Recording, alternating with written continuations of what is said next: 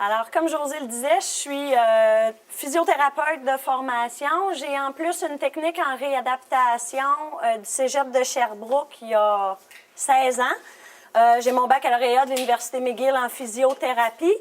J'ai fait un micro-programme en gestion de la douleur ici à l'Université de Sherbrooke au niveau du 2e cycle. Et j'ai ma formation en drainage lymphatique Vodaire depuis 2005. Comme expérience de travail, j'ai travaillé en clinique privée de l'orthopédie de la douleur chronique. Et j'ai travaillé ici au CHU aussi pendant un petit peu plus d'1 an. Et par la suite, j'ai ouvert ma clinique privée à Sherbrooke pour avoir la chance de traiter le lymphédème parce que comme c'était très nouveau ici, à l'hôpital, c'était pas encore possible. Donc, j'ai décidé de l'offrir en privé ici à Sherbrooke. Je suis aussi sur un projet de recherche avec l'Université McGill. Et vous avez la chance aujourd'hui d'être les premiers au Québec formés par l'entremise de ce projet de recherche-là. Donc, c'est pour ça que vous avez le formulaire à remplir, le petit questionnement d'évaluation à la fin de la conférence. C'est en partie la formation. Je vous donne l'essentiel aujourd'hui parce que la formation durerait 3 heures. Comme on a seulement 45 minutes, on va faire un résumé de ça. Je ne veux pas que vous vous gêniez pendant la présentation. Si vous avez des questions, levez la main. Ça va me faire plaisir de répondre pendant la présentation au lieu de la fin de la présentation. Alors aujourd'hui, ce qu'on va voir, je vais vous parler du système lymphatique. On va faire un mini survol de qu'est-ce que c'est. On va regarder les types d'édème, les types de lymphédème. Le plus important pour vous, c'est quoi les facteurs de risque? Comment on fait pour reconnaître un lymphédème?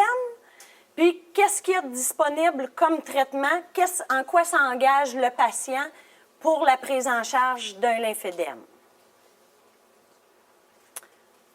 Donc, le système lymphatique, qu'est-ce que ça mange en hiver? C'est composé de capillaires lymphatiques qui sont ici. Il y a les précollecteurs, les collecteurs et les nodules ou les ganglions. Au niveau des collecteurs, on retrouve de petits muscles qui viennent pomper. Donc, il va y avoir un certain rythme de pulsation au niveau du système lymphatique qui est très lent. C'est entre 5 et 10 pulsations par minute. Donc, le système lymphatique est vraiment, vraiment lent. Il est très superficiel, juste sous la peau. Donc, quand on vient faire le drainage manuel, c'est une technique qui est très douce. Il n'y a aucune douleur. Souvent, les patients ont peur, mais il n'y a pas de douleur lorsqu'on fait le traitement. Quand vous regardez le petit dessin ici en haut, c'est au niveau des capillaires. Les capillaires sont attachés par des petits ancrages. Ces ancrages-là sont attachés au niveau de la peau. Merci. Les petits ancrages juste ici, c'est attaché au niveau de la peau, au niveau des fascias, des structures avoisinantes. Donc, quand on vient bouger la peau, ces petits feuillets-là, parce que ce n'est pas une structure fermée, le capillaire, ces petits feuillets-là viennent s'ouvrir. Ils permettent au liquide interstitiel de pénétrer dans le système lymphatique. Et à partir de ce moment-là, ça s'appelle de la lymphe. OK? L'échange se fait principalement ici, au niveau des capillaires veineux artériels. Il y a une sortie de liquide qui va dans l'interstice et une partie est réabsorbée par le système lymphatique. L'autre partie est réabsorbée normalement par le système sanguin. C'est clair? Les rôles du système lymphatique. Le transport des protéines, le transport de l'eau, le transport des corps gras. Comme on le sait, il y a une réponse immunitaire. Ça vient nettoyer aussi l'interstice, hein, l'espace libre entre les vaisseaux lymphatiques et les vaisseaux sanguins. Et c'est une réserve fonctionnelle de liquide pour le corps. Donc, c'est important aussi quand on va drainer au niveau lymphatique que le patient continue de boire beaucoup d'eau. Parce qu'en activant sa circulation lymphatique, il va uriner plus. Donc, on veut qu'il continue de bien s'hydrater. On voit ici, c'est un petit vidéo qui va vous montrer en 3D comment est fait le système lymphatique. La peau, Là, on va se diriger vers le capillaire. Les petites boules jaunes, c'est les protéines qui viennent entrer au niveau des précollecteurs. On voit qu'il y a une petite pulsation à ce niveau-là. Les membranes sont moins épaisses au niveau des précollecteurs. Au niveau des collecteurs,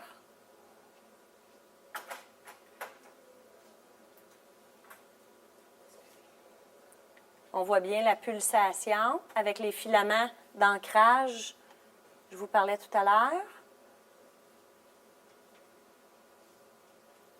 Et le ganglion lymphatique à la fin. Le liquide va se rediriger vers le système veineux au niveau des sous-clavières. Okay? Donc, on draine, tout ce qu'on draine rentre au niveau de la circulation sanguine pour, après ça, être éliminé par les reins, par l'urine. Il y a un super document qui a été fait qui s'appelle « Best Practice for the Management of Lymphedema ».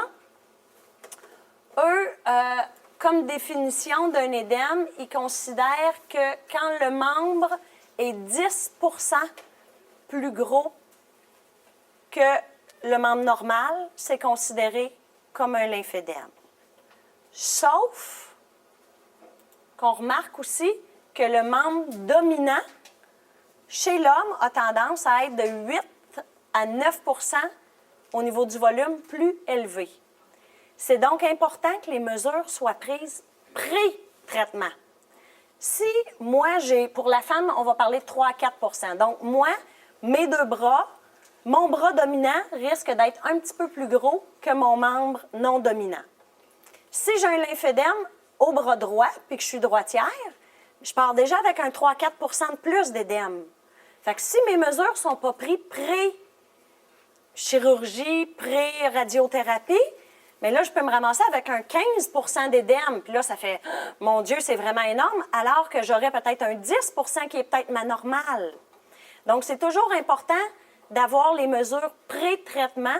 Et c'est souvent ce qui me manque en clinique parce qu'à l'hôpital, ce n'est pas souvent pris. Ce qui serait l'idéal, c'est que les patients s'auto-mesurent ou, si les patients sont vus pré-chirurgie par une physiothérapeute ou une infirmière, qui viennent prendre une mesure à l'avant-bras, une mesure au biceps, juste pour documenter, pour s'assurer de qu'est-ce que la normale pour le patient. OK? Normalement, entre les deux systèmes, entre le système sanguin et le système lymphatique, c'est l'équilibre. Chez un patient sain, il n'y a aucun édème. Les causes de l'édème.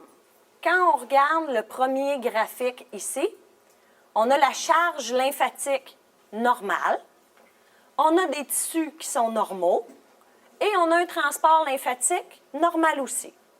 Donc, ce qui entre, ressort, on n'a pas d'édème. Quand on parle d'un high flow edema, on a une charge lymphatique très importante, donc il y a beaucoup plus de liquide. Notre transport est le même, il est normal, mais il ne fournit pas à drainer tout ce qu'il y a. Ça peut être, comme exemple, c'est un édème veineux. OK? Beaucoup de liquide. Au niveau des capillaires veineux, il y a une distension, donc on a beaucoup plus de liquide qui va dans l'interstice. Mais le système lymphatique fait ce qu'il peut, mais il n'arrive pas à fournir pour ramasser tout le liquide. Quand on parle d'un low flow edema, on parle plus du lymphédème. La charge lymphatique est normale, il n'y a pas plus de lymphe qui est produite, mais là, c'est notre capacité de transport, c'est notre système lymphatique qui ne fonctionne pas bien.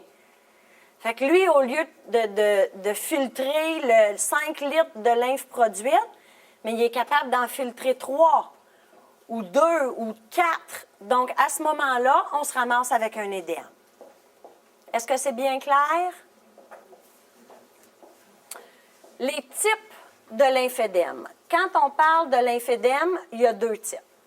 On a un lymphédème primaire et on a un lymphédème secondaire.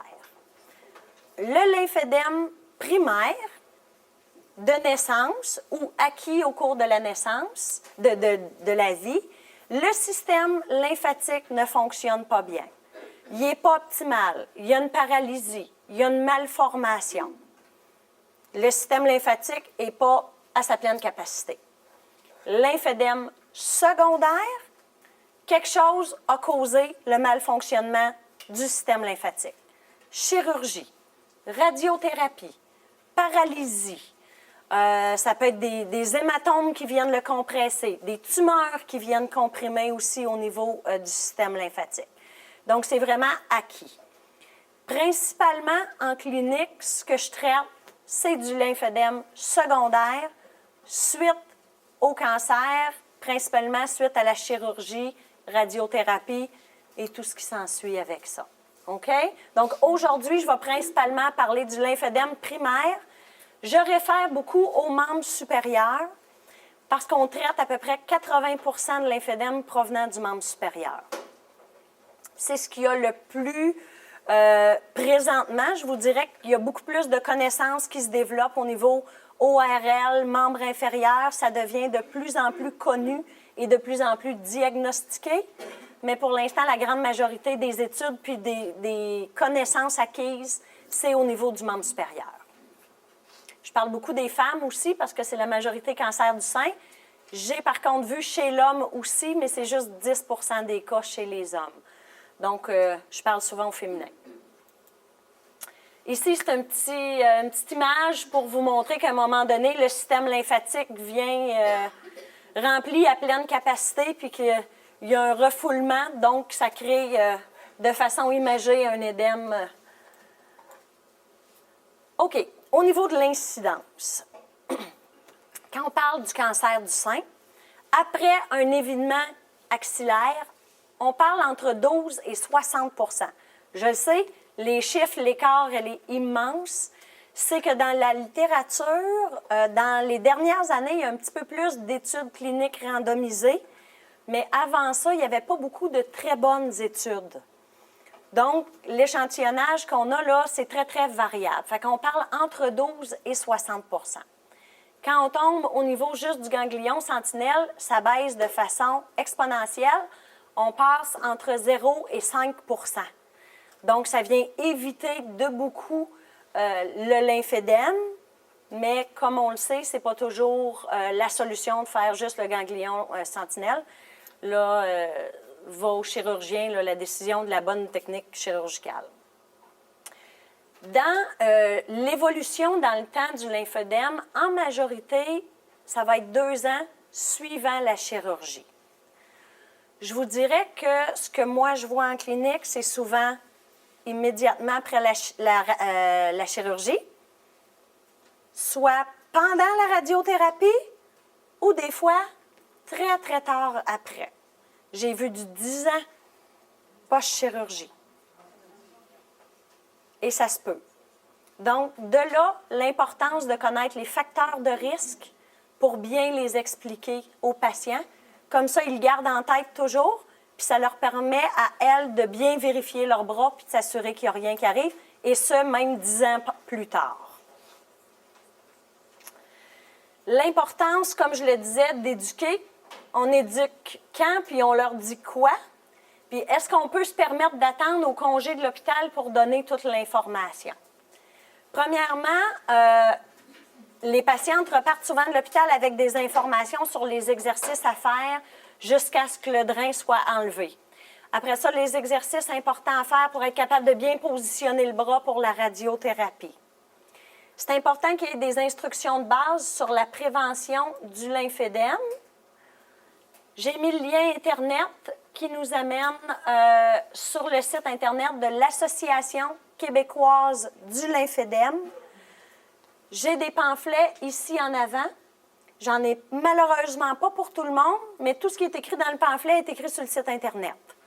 Donc, si même vous voulez donner le lien Internet aux patients, c'est un très, très bon site.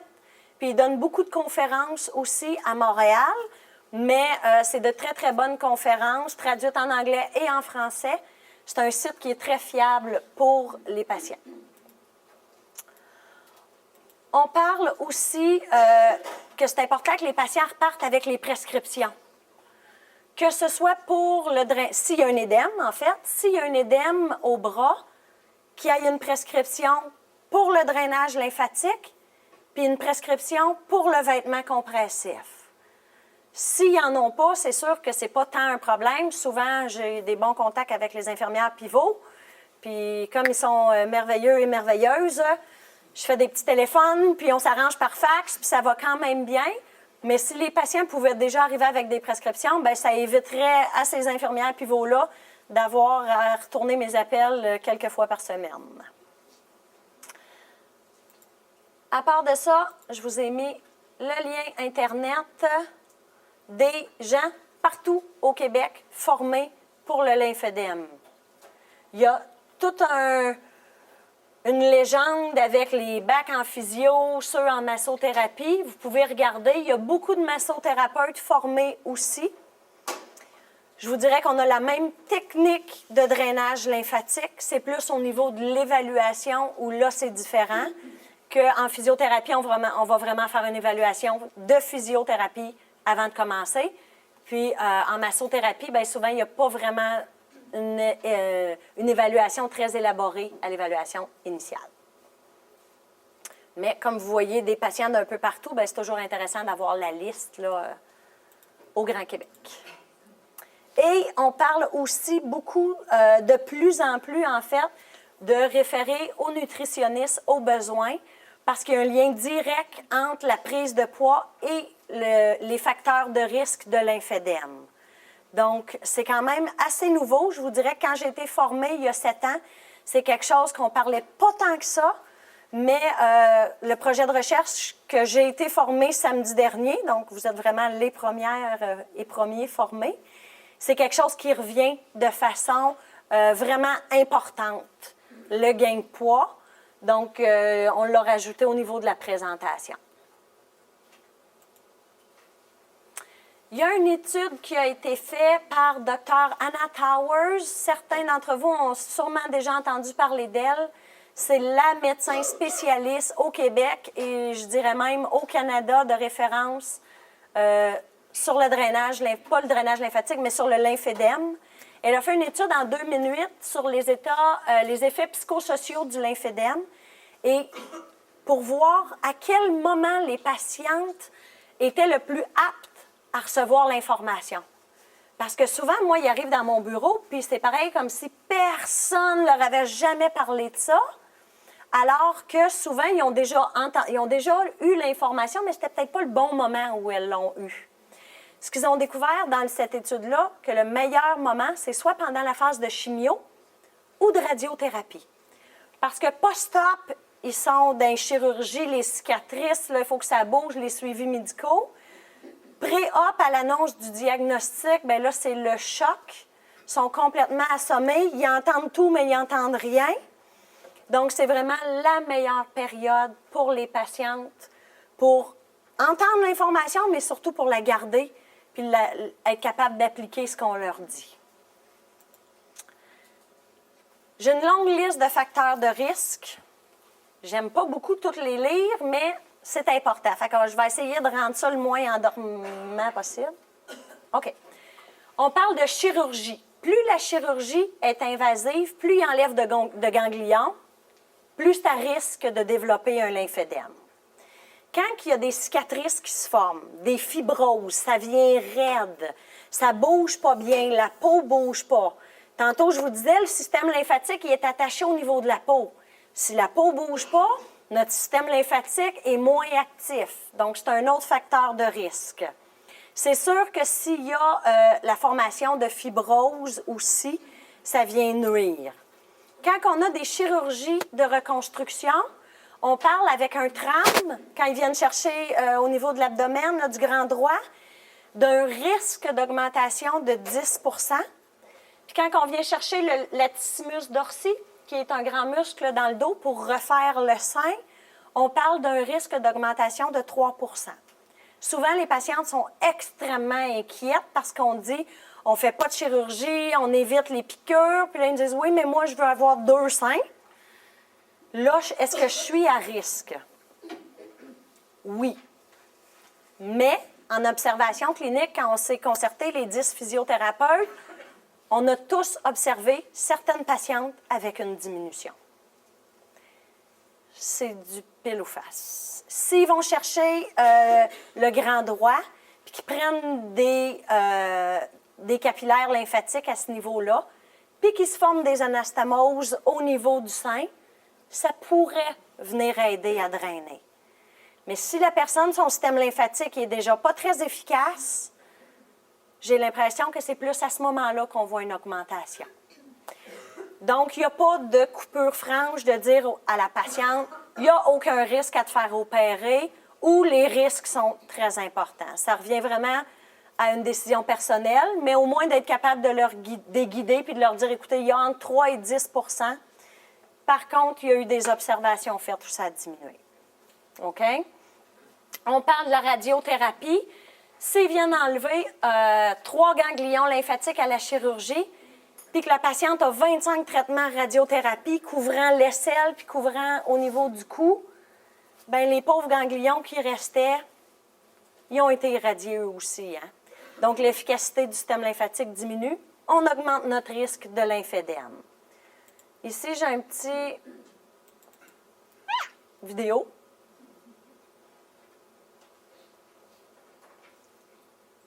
De la piqûre de maringouin ou de bébite qui vient créer de l'inflammation au niveau sous-cutané.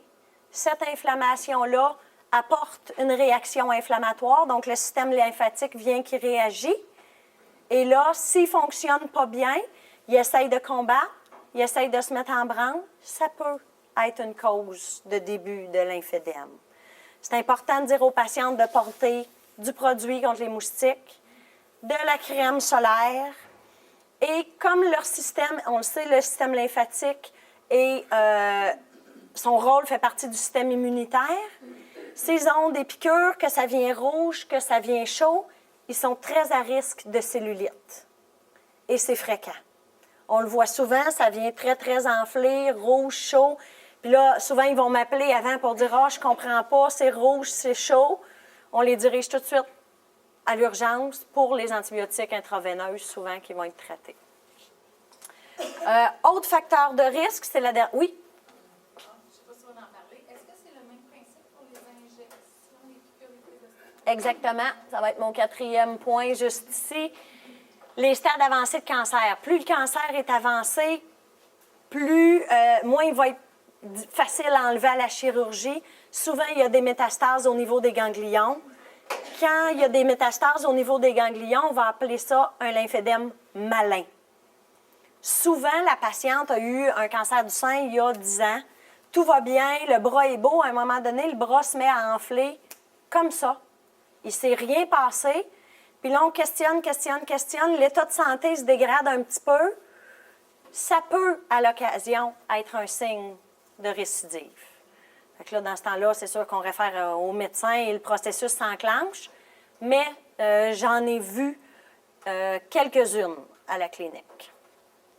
Obésité, comme je parlais tantôt, l'augmentation du facteur de risque. Toute complication ou infection va venir augmenter. La formation en anglais, on va dire cording, c'est vraiment un cordon axillaire qui vient se former. La patiente va venir pour lever sa main et ça fait comme une corde qui vient tirer sous le bras.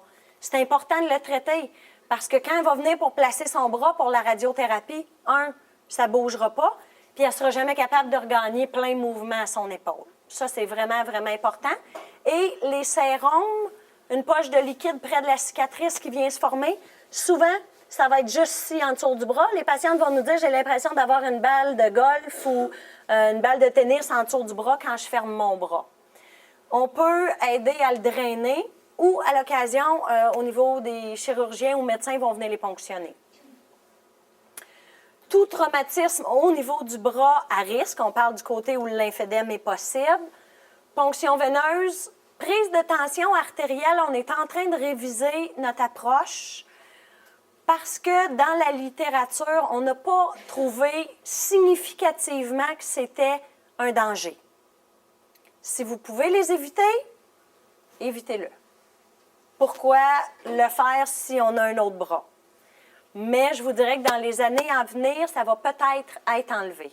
Ce qu'on ne veut pas, c'est les tourniquets ou les garrots pour justement les prises de sang qui sont elles-mêmes contre-indiquées au niveau du membre atteint. Ça répond-tu à ta question? OK. Insertion d'un pacemaker. Je ne sais pas pourquoi ils ont mis pacemaker, mais il est là. Prédisposition congénitale, quand je disais tantôt, si déjà le système lymphatique n'est pas très bon, la haute tension artérielle, plus la tension est grande, plus au niveau des capillaires, il y a une dilatation, plus on a de liquide qui se ramasse dans l'interstice. Voyage en avion, les changements de pression artérielle, on va recommander aux patients de porter le vêtement